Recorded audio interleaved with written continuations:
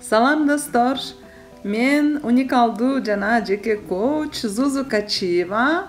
Кош келдиңиз. Азыр болсо бул подкаст темасы Джон Кеханын китебинен алынган концентрация жана ой жүгүртүү. Ошонун дал өзү орус тилинде дагы подкастым бар. Менин YouTube каналымдан тапсаңыз болот. Анда эмесе баштайлы. Көпчүлүк адамдардын концентрация жөнүндө туура эмес түшүнүктөрү бар. Алар үчүн бул кыйын жумуш. Мектептеги жагымсыз эсте калган окуялар менен байланышкан. Ойду топтоо кыйын деп ойлошот бул адамдар. Эгерде сиз өзүңүзгө рахат тартуулаган иш менен алек болсоңуз, ойду топтоо оңой экендигине макул болосуз. Эстеңизчи, фильмди көргөндө, концертте болгондо кандай кубандыңыз эле? Ойду топтоо адамдын мүмкүнчүлүгүнөн тыш күчтүү эмес, практиканы талап кылат. Бул үйрөнсө жана өнүктүрсө боло турган жөндөм. Көпчүлүк башка жөндөмдөр сыяктуу эле, канчалык аны көп колдонсок, ошончолук сонун боло баштайт. Анткени менен концентрацияны өнүктүрүү аркылуу сиз жашооңузду жакшыраак башкарып калганыңызды эле эмес, акылыңыз да мурдагыдан бир топ тунук болуп калганын сезесиз. Ойду топтоп, мени кайсы бир так идея багынтаганды үйрөнүү менин күчүн натыйжалуу пайдалануунун шарты болуп саналат. Тилекке каршы, эгерде сиз мээңизди эч качан машыктырбасаңыз, ал башкарылбай, дайыма бир ойдон экинчи ойго секире берген байкайсыз. Адамдын мээси көпчүлүгү ойлогондон да туруксуз. Аны башкаруу үчүн көп аракет керек. Мээңизди сиздин каалооңуз менен ойлоруңузду жаратып, сизге кереги жок ойлорду четке кагып таштоо үйрөтүшүңүз керек.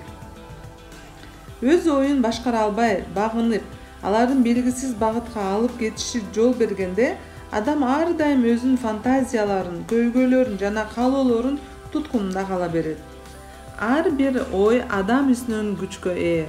Ойду топтоо үйрөнүү менен биз өз ойлорубузду башкара алабыз. Ойду топтоонун ар кандай ыкмалары аркылуу мээни бекемдөө жана тартипке салат. Бул өз кезегинде ойлорубузду ылгаганга жардам берет. Ойду топтоону өнүктүрүү булчуңдарды өстүрүүгө окшош. Спорт менен алектенүүнү таштап койгондон кийин биринчи машыгуу сиз үчүн бир кыйла чарчаткан жана жагымсыз болот. Бирок белгилүү бир программа менен мезгил менен токтотпой машыгып жатып, бул иш сиз үчүн абдан жагымдуу жана кызыктуу экендигин байкайсыз.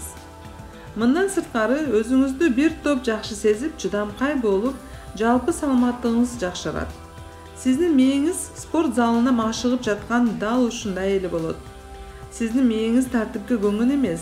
Андыктан ойду топтоонун биринчи аракетине каршылыктарга дуушар болушу айтпаса да түшүнүктүү. Эгер токтолбой, эч нерсе карабастан уланта берсеңиз, бул иш алда канча натыйжалуу болот. Ушул нерсе эсиңизде болуп, биринчи кадамдар оң келбей жатса, көөнүңүз калбасын. Чыдамдуу болуңуз. Жаңы жөндөмдү үйрөнүүгө өзүңүзгө убакыт бериңиз. Үзгүлтүксүз машыгуу жана жакшы натыйжаны берет. А натыйжа сөз түрдө болот. Мен сизди ишендирим келип жатат. Ой жүгүртүү менин оюмча ойду топтоо жөндөмдүүлүгүн өнүктүрүү үчүн эң жакшы ылайык болгон жалгыз ыкма. Ал сиздин акылыңызды курчатканга гана жардам бербестен, ар кандай изилденип аткан маселени тереңирээк түшүнүүгө шарт түзөт. Ой жүгүртүүгө көнүгүүлөр биздин сабактардын ажырагыс бир бөлүгү. Кандай гана маселе болбосун, ой жүгүртүү аркылуу биз анын сыртынан көрүнгөн идеяларынын чындыктарынан жана мыйзамдарынан өтүп, жашынган терең маанини түшүнөбүз. Дал ушинтип, улуу сүрөтчүлөр, ойло табуучулар, мистиктер жана көрө билүүчүлөр адамзаттын бүткүл тарыхында өздөрүнүн билимдерин өркүндөтүшкөн. Терең ой жүгүртүүсүз көп кубулуштардын сырынан көшөгөсүн ачуу мүмкүн эмес. Ушул себептен көптөгөн адамдар өздөрүн курчап турган чындык жөнүндө үстүртөдөн эле түшүнүк бар.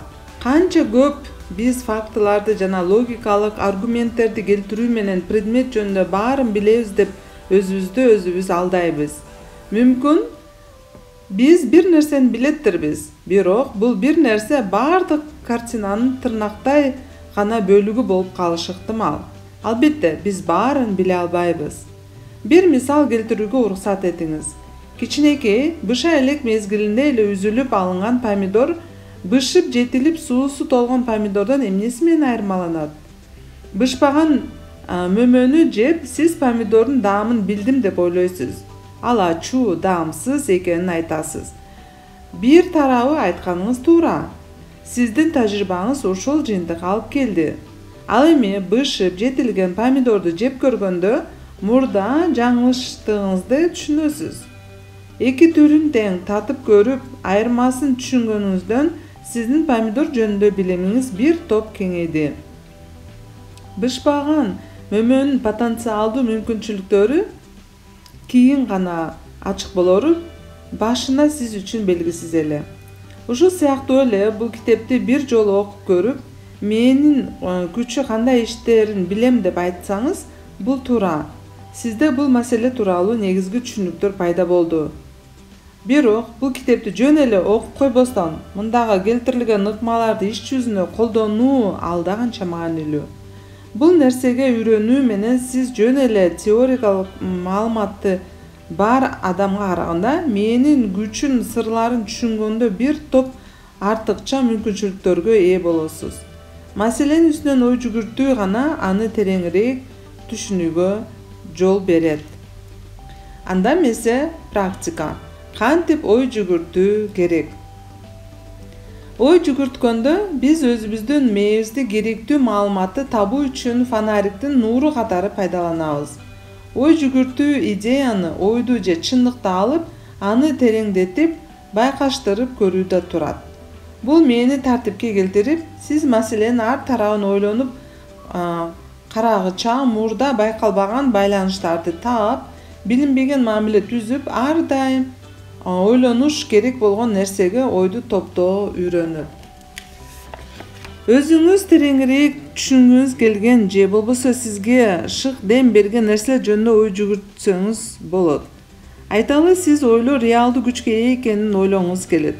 Текшерүү үчүн саатты пайдаланып, ой жүгүрткөнгө көнүгүүлөрдү 5 мүнөттөн аз эмес, 10 мүнөттөн көп эмес аткаруу кеңеш берет элем. Көңүлүңүздө ойлор реалдуу күчкө ээ экенин топтоңуз.